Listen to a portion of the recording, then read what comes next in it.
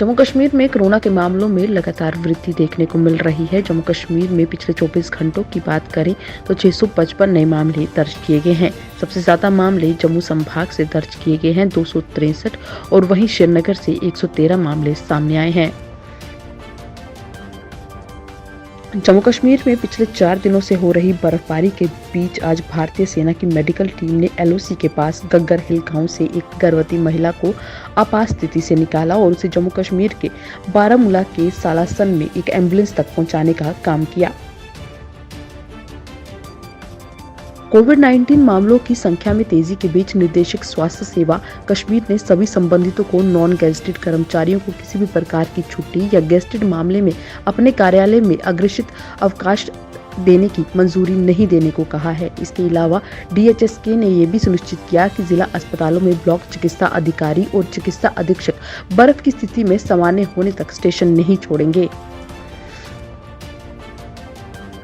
पिछले 3 दिनों से लगातार हो रही बारिश और बर्फबारी के कारण कई इलाके प्रभावित हुए हैं। उसी बीच रियासी कटरा एकमात्र मुख्य सड़क मार्ग भी अवरुद्ध हो गया। अवरुद्ध होने के कारण भूस्खलन था जो कि कटरा बलानी चेक पोस्ट के समीप एक पहाड़ का हिस्सा सड़क पर आ गिरा। बताते चले कि पहले से ही सीमेंट के साथ RCC की गई थी और वह हिस्सा टूटकर सड़क के बीच आ गया।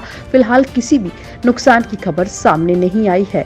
इसके साथ साथ ही बता दें कि संबंधित विभाग के अधिकारी मशीनरी का इस्तेमाल कर सड़क मार्ग को खोलने के ऊपर काम करते नजर आए और थोड़ी देर बाद सड़क के मार्ग को खोल दिया गया। जोहाट सुरंग के दोनों ओर भारी हिमपात और रामबन सेक्टर में भारी बारिश के कारण कई जगहों पर लैंडस्लाइड आने के कारण अधिकारियों को जम्मू कश्मीर राष्ट्रीय राजमार्ग को बंद करना पड़ा, जिससे सैकड़ों यात्री वहां फंस गए। बर्फबारी के कारण बनिहाल में मोहम्मद तरगाम कावाना और नील घाटी में लोगों को मुश्किलों का सामना करना पड़ा। इसका खमियाजा बीमार लोगों को ज्यादा भुगतना पड़ा। श्रीनगर शहर में बर्फ हटाने का काम लगातार चल रहा है। हालांकि हजरतबल ईदगाह, परपोरा, ओकन आन, रेडियो स्टेशन TRC, रिगल, इसके अलावा अन्य इलाकों में भी जहां पर पानी निकासी का काम जो है वो देखने को मिला। इसी तरह से सभी डिवाइजरी स्टेशन को पूरी तरह से कार्यमुक्त होने के अलावा मोबाइल पंपों को भी सेवा में लगाया गया। उत्तराखंड, हिमाचल प्रदेश और जम्मू कश्मीर के कई क्षेत्रों में जमकर बर्फबारी का दौर जारी है। पहाड़ों में हो रही बर्फबारी के कारण मैदानी इलाकों में ठंड बढ़ गई है। इसी बीच भारतीय मौसम विज्ञान विभाग ने एक बार फिर देश के कई हिस्सों के लिए बारिश का अलर्ट जारी किया है।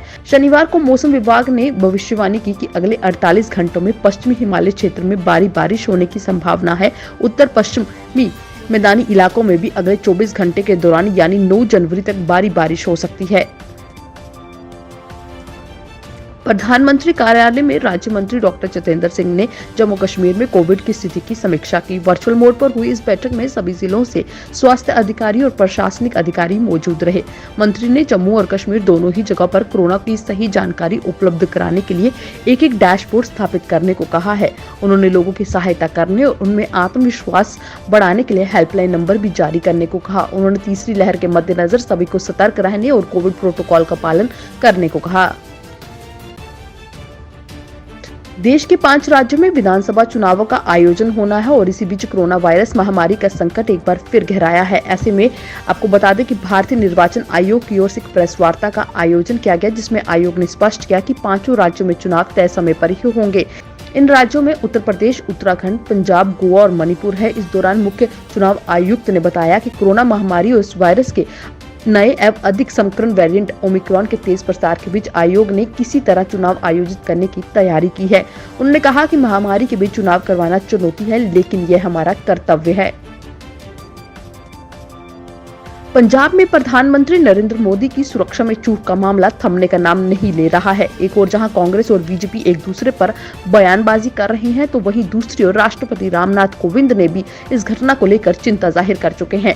अब इस मामले पर पूर्व IPS किरण बेदी ने भी पंजाब सरकार पर हमला बोला है। उन्होंने इसे पूर्व नियोजित साजिश होने की आशंका जाहिर की है। उन्होंने कहा कि DGP की गैर हाजिरी ही सबसे बड़ी चूक है। देश में कोरोना महामारी की तीसरी लहर अहम चरण में पहुंच गई है। भारतीय विज्ञान संस्थान और भारतीय सांख्यिकी संस्थान के शोधकर्ताओं का मानना है कि जनवरी के अंत या फरवरी के अंत तक शुरू तीसरी लहर चरम पर होगी।